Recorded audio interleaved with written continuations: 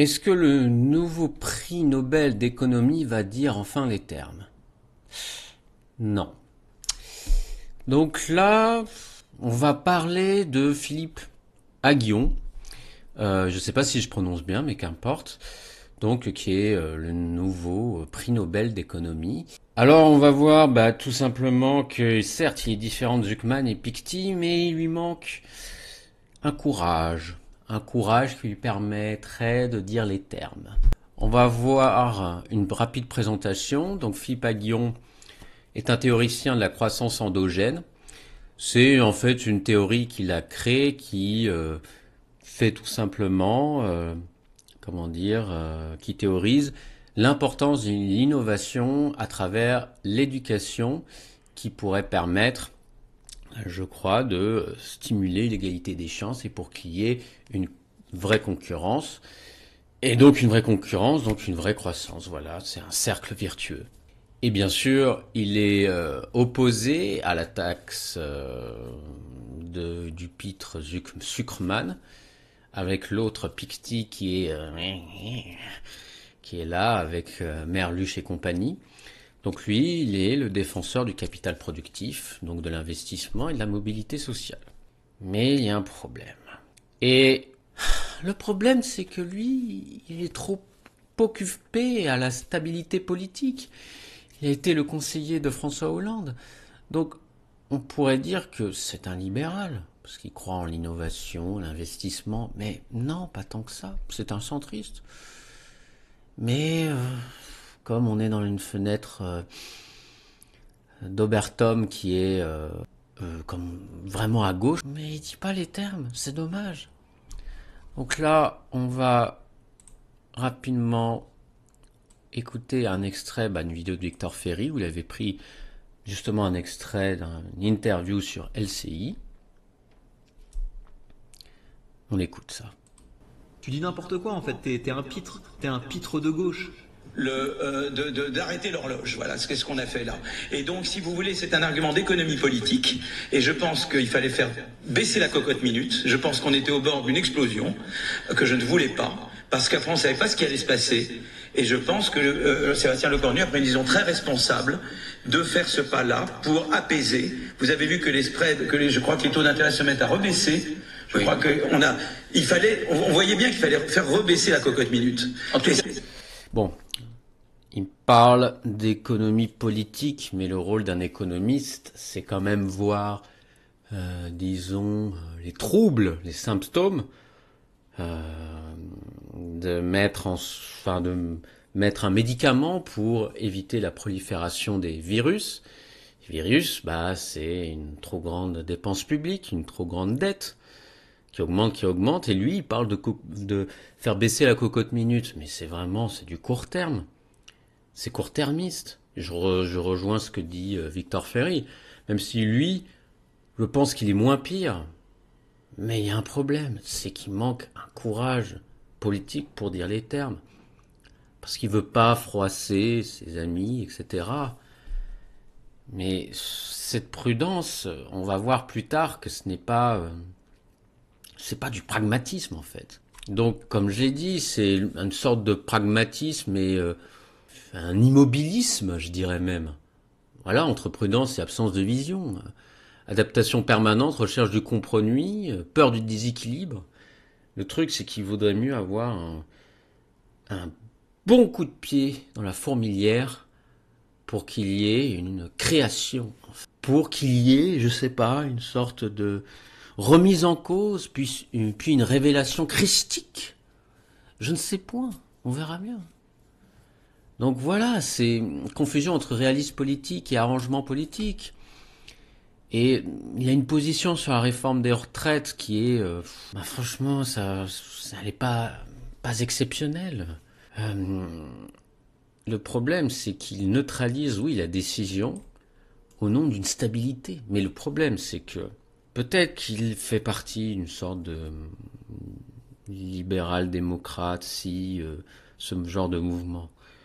Je suis pas forcément contre ces personnes-là à l'origine, mais dans une situation, dans une période de troubles énormes, de tensions énormes, où l'État a une emprise énorme sur trop de choses, avec les retraites des boomers qui empoisonnent la vie des jeunes actifs, avec un trop grand nombre de fonctionnaires, des hauts fonctionnaires qui en profitent, des politiciens qui ont des notes de frais énormes, qui n'ont pas d'éthos. Je dirais même qu'ils sont quelque peu, on va dire un peu décadents, mais bon, ça c'est autre chose. Devant ça, il faut être radical, non pas extrême, mais radical. Proposer quelque chose qui tranche. Donc là, peut-être, je pense qu'il a quand même des bonnes idées, mais malheureusement, dans ce contexte-là, il ne brille pas par son intervention, qui est plate, qui est aussi plate que la Belgique. Donc pour moi, la vraie urgence, c'est plein de choses. C'est, efficacité, vision, responsabilité. Parce qu'il dit en plus travailler plus longtemps. Alors travailler plus longtemps déjà. On aura une retraite bien moindre par rapport à nos aînés qui ont cotisé beaucoup moins et qui ont touché le jackpot. Nous, ça va être le contraire. Parce qu'il y a un vieillissement de la population, parce que malheureusement, il aurait fallu, je pense, 150 millions d'habitants, avec énormément de jeunes actifs pour, faire en sorte que ce système puisse rester. Mais là, en 2030 ou même 2050, ça va disparaître. Donc, c'est pas la solution. Il faut mieux travailler, mieux. Je mets en évidence le mot mieux, c'est plus efficace, avec un État qui se concentre que sur les fonctions régaliennes, avec des structures productives modernisées. Et donc, entre autres, je pense qu'il faudrait mieux oublier ces systèmes de subventions qui alimentent le capitalisme de connivence. Faire, oui, des crédits, je suis plutôt d'accord avec ça. Il faut qu'il y ait des organismes privés. Les associations, je ne suis pas contre, mais il faudrait qu'il y ait des fondations, du mécénat, etc. Donc la France, oui, a besoin de réformes structurelles. Qu'il y ait une date symbolique, qu'il y ait vraiment du symbolisme pour faire en sorte qu'on puisse se rendre compte qu'il faut passer, ou même qu'on passe à un autre régime. Et non pas de pilotage fin, une espèce de subtilité, c'est même pas de la subtilité, parce que la subtilité, il y a quelque chose de beau. Là, il n'y a rien. C'est la platitude. Pas de pilotage fin. Donc il faut, oui, même comme il dit, à Guion, il parlait de l'innovation, de l'investissement dans l'éducation.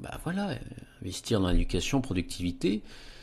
D'autant plus qu'il y a un réel paradoxe, c'est qu'il y a énormément de prix Nobel d'économie qui sont très intellectuels, mais les Français sont nuls en économie. Et même moi, j'étais comme ça auparavant.